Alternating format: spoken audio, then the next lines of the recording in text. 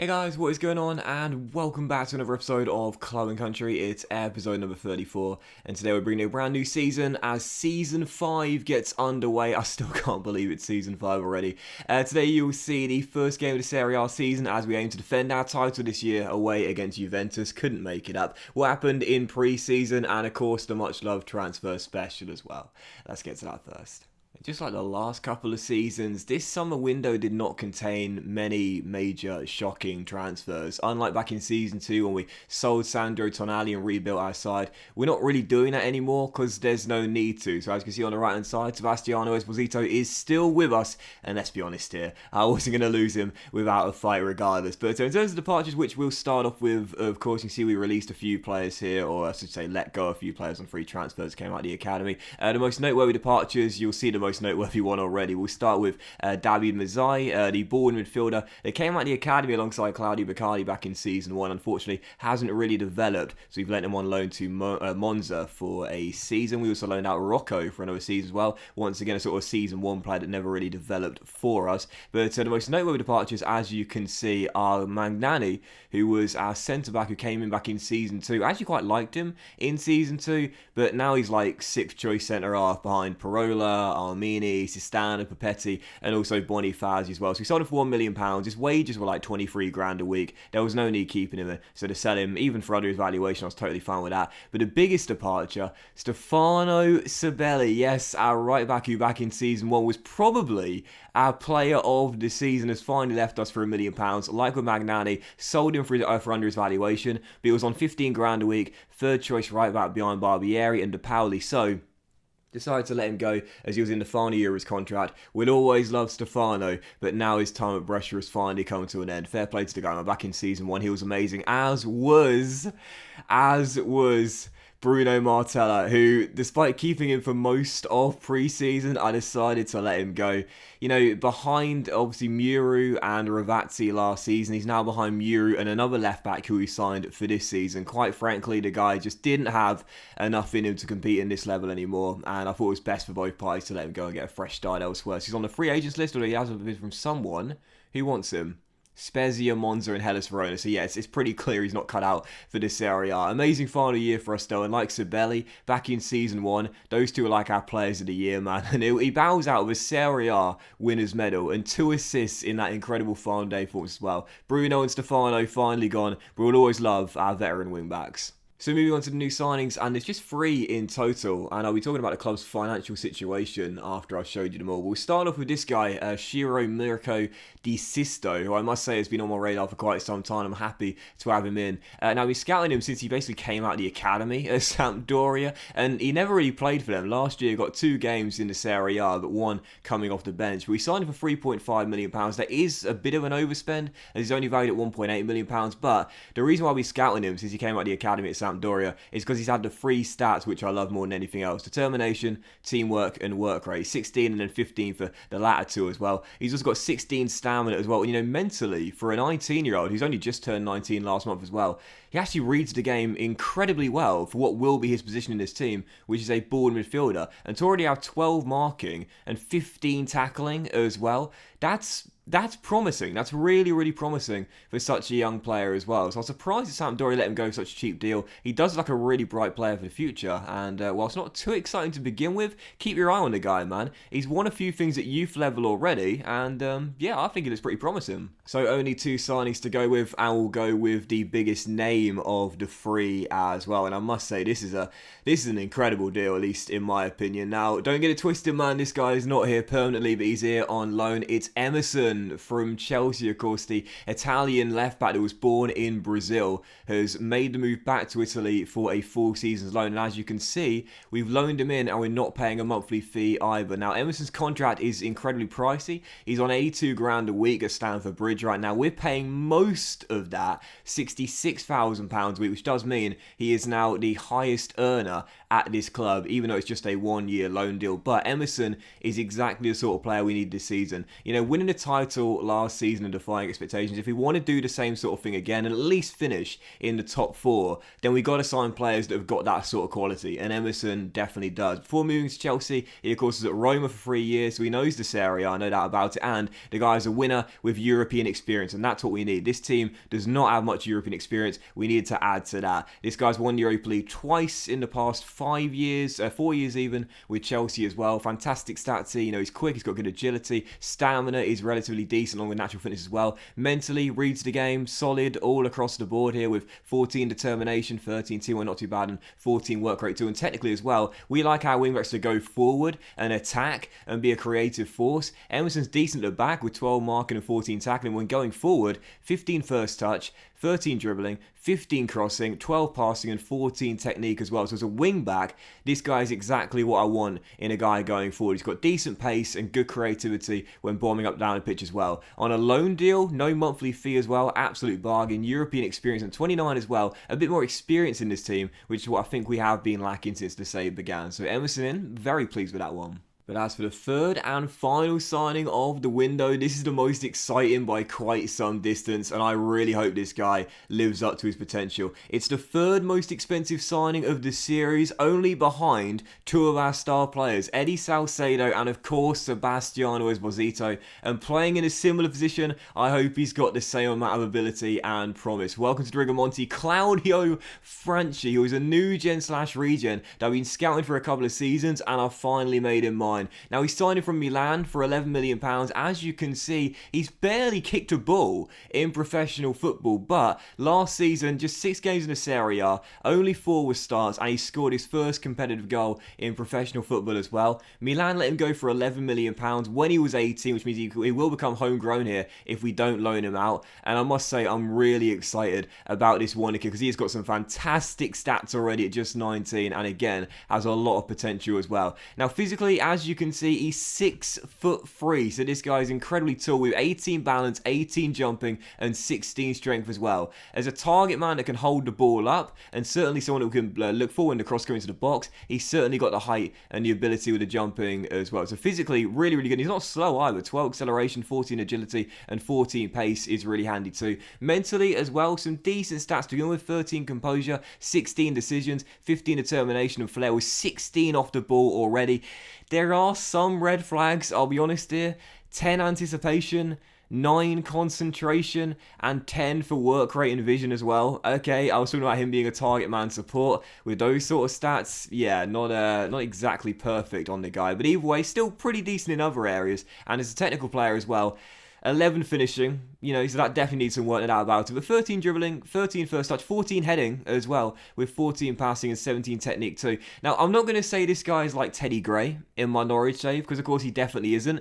But there are some similarities. He's the same sort of mould of player, even though he's nowhere near as good as Teddy was, of course. But again, the finishing definitely needs work, no doubt about that. We'll try and train that and get it up as quickly as possible. As you can see, we are training his shooting right now. Though, to be fair, in Football Manager 20, that never seems to work much for me like it used to. But again, he's got some decent stats, and in the air as well, that's where I think he'll excel. With the 18 balance, the 18 jumping, the 16 strength, being 6'3", with 16 off the ball, and the 14 heading too. I think in the air, crosses into him, that's where he'll score most of his goals. Again, whilst I won't say he's going to be as good as Teddy Gray, no doubt about that, he's the same sort of mould of player, and I like how the guy looks, no doubt about it. He's won a few things at youth level already. Again, that can be very, very crucial indeed on a young player's mentality. He's got the likes to round keeper trait as well. And on a 5-year deal, 27 grand a week. I hope he'll live up to the promise like Salcedo and Esposito have. Long way to go, of course, but does look like a very decent youngster. So yeah, as you can see, it was quite a quiet window for us, really, raising 3.4 mil for the sales of Sabelli and Magnani, and also some loan fees here as well. And for the players coming in, just a free signings, but only 14.5 mil spent in the window. Of course, Emerson's loan deal does not have a monthly fee, so most of the budget getting spent on the one player, which is Franchi.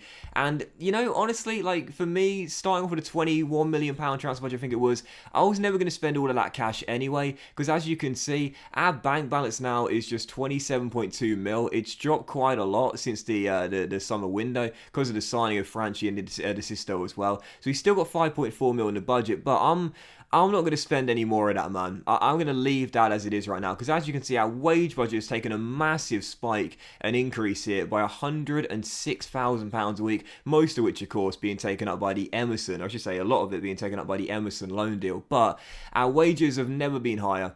They're far too high for a club like Brescia. We haven't got the merchandising and the gate receipts and the sponsorship and the TV revenue that other clubs in this league have. So the wages are far too high, really. And I was planning to reduce them. We have been doing quite well at keeping them an even keel for a year. But yeah, this spike here is very concerning indeed. Again, what you got to remember is that we don't have the same level of stature as other clubs in this division. Whilst winning the title last season, it doesn't really count for as much as you would think, really, in terms of our reputation rising. Yes, it did a little bit, but our stature is still very, very small. And that's why, as you can see by the projection here, we are going to continue to make a loss in our bank balance month after month, year after year, which is not good to go down there and see where we'll be in about 3 years' time based on these estimations here. So really, again, it's the wages is the problem here. We're spending far too much on wages, and I just don't know what to do about it, man, really, because if we're gonna compete, we need to keep on making sure we keep the best players here and continue to keep them on high contracts. Sebastiano, real briefly, as you can see, there is still massive interest now from Real Madrid and Roma. I didn't offer him a new contract, so I was worried about the minimum fee release clause, but again, he's on 50 grand a week. If I give him a new deal, I guarantee the agent is going to want no penny less than 100 grand a week. For Brescia, that's an insane amount of money to pay. So I don't really know what to do about it, because our finances continue to drop and I can't really do too much about it for now. But real briefly, as you can see in the summer as well, I did decide to ask the board for a few requests as my manager rating was so high. And as you can see, they've improved our data analysis facilities. They increased the loan manager wages, but they came to me about that. Like the board requested a meeting with me to increase the loan manager wages. I was like... Really? We've got bigger things to worry about here. Improved the youth recruitment as well. I'll get to that in a moment's time. We've got a few more coaches and physios allowed as well. And yeah, as you can see, I talked about it with our facilities too. I talked about our junior coaching and youth recruitment. I needed to improve that, and thankfully I was finally able to do it. We're now good academy coaching and excellent youth recruitment. Based on the way I get luck with my youth intakes, I doubt it will count for much, but you never know. You never know. You might get a decent new gen / region this year from the youth intake. You never know. Great youth facilities, average data analysis facilities, and excellent training facilities too. So we've improved all of these behind the scenes over the past couple of years, and that is really important. Moving on, talked about the amount of coaches we've now been allowed here with Brescia. I always try and max them out if I can, and the board now allows us to have 17 coaches. We've got 15 slots taken up right now because I don't know who else to hire, really. And again, I also don't want to continue to put more backroom staff members on contracts, which at the moment with Brescia we can't really afford. We've got the best coaching team across the division, so for now I think I'll leave it as it is. And if you follow me on Twitter, you would have seen one of the coaches we hired to the team. I'm so happy about this, and this is why I love Football Manager. Sean Dyche is now a coaching member here at Brescia. I love this game to pieces, man. I really, really do. Sean Dyche speaking Italian with his accent. Can you imagine that? He's now part of our coaching team. I love Football Manager to pieces, man. We've got the best coaching team in the division, though. Best physiotherapy team in the division as well. And our under 20s and under 18s are the same. Oh, no, we don't. We don't got the best goalkeeping in the under 18s. But regardless, as I always say, I don't give tips on this game. But the one thing I'll always say is make sure you've got a stacked backroom staff. It is so, so handy for player development. As for the team report, as you can see in the assistance report, we've now got far more strengths than weaknesses, which is what you always want to see. And I think I'm right in saying we've now got the fewest amount of weaknesses than we've ever had in the series before. Right now, we're lacking quality depth, according to Rossi. We could do better depth at left back, in goal, and at centre back as well. But for the most part, there's nothing really too concerning here, I must say. And as for the squad depth as well, unlike what Rossi suggests, I think personally this is the best depth we've had since the save began, and we'll need that playing European football this year. You can see up top there, we've got some great options in this team, and on the inside forward role as well. That is a slight concern, I must be honest here, but it's not too concerning. We've got a lot of central midfielders who can play in this team as well, and again, in terms of the fullbacks, I think we're okay. We've got two good solid fullbacks in both the left back and the right back role. We've We've got more depth in the centre-back area than probably anywhere else other than central midfield. And again, the goalkeeper role too. Whilst Gasperini's gone back to Man City, Marco Moller's come back from Udinese to be backup for Ordera this season. So I think personally, we've got more depth than ever before. And as for my favourite screen in the game, you guys know I love this to pieces, the dynamic screen. As you can see, we remain very, very, very close as a squad. The team cohesion is very good, the dressing room atmosphere is excellent, and the managerial support is very good as well. No thumbs down, no player issues, everything is fine in that regard. As for the hierarchy, there's been yet another change. I swear, man, this continues to change every other month. I can't believe it, man. Basoli is captain, so therefore is still a team leader. Armini is still a team leader as vice captain as well. These two won't change, but the third slot just keeps on rotating. One month it's Sistana, one month it's De Pauli, one month it's someone else, and now it's Esposito who has become a team leader, which I love, as he is the star man in this team. So, yeah, that's how the hierarchy looks. And as for the social groups as well, once again, 4 splits, but you pretty much always get this at the start of every single season once you've made some transfers. We've got about an even number in the core, secondary, social A and B, and there's one player right now has no friends. That's Claudio Franchi. Come on, lads, let him in the WhatsApp group. And as for the competition's expectations from the board this season, as you can see in the Serie A, after winning the title last year, they say just finishing the top half. That is way too unambitious, in my opinion. I know it's the minimum expectation, but in my opinion, we should be targeting Europa League football or possibly sneaking back into the Champions League. There's no way we'll win the title again, but definitely, in my opinion, European football of some form next season. In the Tim Cup, reached the quarter-final. We'll be 1 round away from entering that once we go into the first round. And the Supercoppa, which is the Italian version of the Community Shield, is not important according to the board, which I don't think it ever is for any club in Football Manager. But as for the Champions League, the expectation is just be competitive. Be competitive. We're not expected to get beyond the group stage of the Champions League, so just don't go out losing 6 games out of 6 and they'll be happy. Fine with me. As for pre-season, highly successful, as you can see, won every single game apart from 2, including a defeat to Barcelona in our little cup final there. Or as you can see, Lionel Messi, he's still there in the game. Messi's still there at Barcelona in the game. Is he going to be there, though, in a few weeks' time? I can't believe it, man. I literally can't believe it. It's one of those things you never even considered the possibility of until it actually happened. When I read the gossip yesterday, I was thinking, it's just paper talk, it's not going to happen. But honestly, now I'm starting to think, PSG, Man City, Brescia, does he have some Italian in him? Can I get him in this club and country save? I don't think so, but yeah, Messi leaving Barcelona, man, absolute madness. I still can't get over that, man.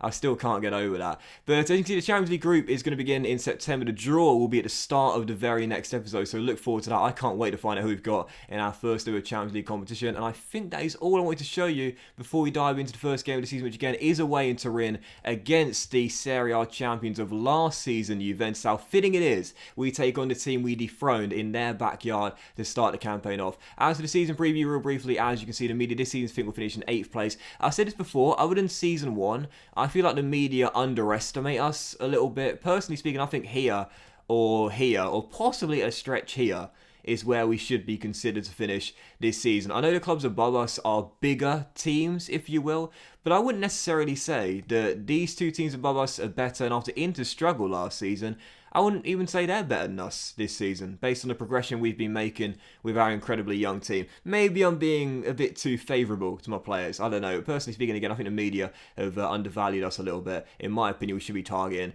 4th to 6th this season. So let's dive into it then. First game of the season is indeed Juventus away in Turin. Dethroned them last season. I think this fixture last season as well was probably the game where I realised that, yeah, we have like a realistic, genuine, ultimate shot to win the title. Because there was like 5 games to go. We beat them by a goal to 0. Ordero put on that masterclass. So fitting that we start off with them away from home. Heading back from pre-season, as you can see, only 2 players have returned injured. That's Stefano Storaro with a fractured lower arm. He's going to be out for the first few weeks. And Emerson as well, whilst he will be on the bench. He got injured literally the day after signing for us, I think it was, which is just typical of my luck, man. There it is right there, a 5 strain. Literally like a day or 2 after signing for us, he pulled up with a 5 strain and was out for 4 weeks. Absolutely ludicrous. But you're on the bench of the game, and this will be our team. We'll stay with the 4-1-2-3 gegenpress that was so successful last season, and this is our lineup. Ordero in goal, back 4 of Muri. Muri, Perola, Armini, De Paoli with Soli, Mojir and Viviani through the middle. Salcedo and Del Monte, the inside forwards, and Sebastiano, the main man, up top once more. On the bench, Mola, Sistano, Bonifazi, Papetti, Emerson, Barbieri, Gietti, Picardi, Tacagni, Franchi, the new man, Borelli, and Battaglia as well. First game and the first and only game of today's episode, Forza Brescia. Wow. Talk about your slow starts of the game. Approaching half-time. Absolutely nothing going on. You are joking. Wow, okay. So you got a battle between the champions 2 years ago and last year's champions. Juventus, the best team in Italy over the past decade. Us, the newcomers, the rising stars, the title winners last year. And that's it on the opening day for the first half. My word. I'll take it. I'll definitely take it, no doubt about that. 0-0 will do me fine away in Turin on the opening day. I'll certainly start off with a clean sheet, no doubt about it. But I'd like at least a highlight. It's the first episode of the season. Give me a highlight. Here we go. And something to report. Nicola Muri's throw deep in Juventus territory finds Sebastiano Esposito, who steps onto his right foot and shoots just wide the post and behind for a goal kick. In last year as well, the two top scorers in the league, Ronaldo and Esposito, neither of which turning up. 20 minutes to go. Juve now having their first chance. Danilo stepping in field and shooting, and it's an... Oh, no! Literally just about to say it's an easy save for Ordero. Oh man, how'd that go in? What do I always say about this guy? As a shot stopper, he is amazing, but he's got a mistake in him.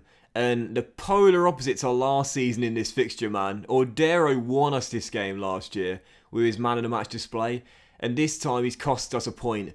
What was that? Right underneath the body, Juve in front. Free kick, Brescia, Szczesny fists away, and as Dybala is after it, a chance for Juve to come on the counter and possibly make it two. He's got two men to beat. He's going all the way, Paolo. What a run from the Argentine, and this time Ordero does claim it comfortably. Still 1-0. I think we've lost it. Bring on Emerson for his debut for Nicola Muri, as Picardi's going to come on alongside Tacagni as well. But I don't think it's going to matter. That should be it. Can we get one possible late chance here as I frantically change things, but I don't think it's going to matter one bit. Juve are going to win on the opening day, and it is going to be a loss for Brescia on match day one. Not the way I wanted us to start off the title defence, losing away from home, but really only because of an individual error from Emil Ordero. Do you know what? I'm not going to get too harsh on that. Statistically, we played fine, just as good as Juve. Just one individual error. One of those things, man. One of those days. It's a long season, it's match day one, and it's all perspective as well. It's one of the toughest fixtures in the Serie A, away against the most dominant team in Italian football in the past decade, and we only lost due to an individual error when we played pretty well. Long season, man. Trust the process. Trust the process. I haven't uttered that phrase in such a long time. I didn't need to last season, but trust the process, man. It's one game. Long, long, long way to go. But that was this episode of Club and Country, guys. So big thank you for watching. If you have enjoyed it, if you did, then please do drop a like. Much love to you all, and I'll see you for next episode very soon, where we will have the group stage draw for the Champions League, our first ever CL game as well. I'm so bloody hyped for that. And then Ascoli, newly promoted at home as well. Have a great day, and also you're going to notice as well the with special thanks screen getting shown too. Apologies for those that have been asking why I haven't been showing it over the past month. It's just because I haven't had any career mode videos to do. But yeah, the with special thanks screen comes now. And thank you for watching. Have a great day, much love, and I'll see you next episode of Club and Country very soon.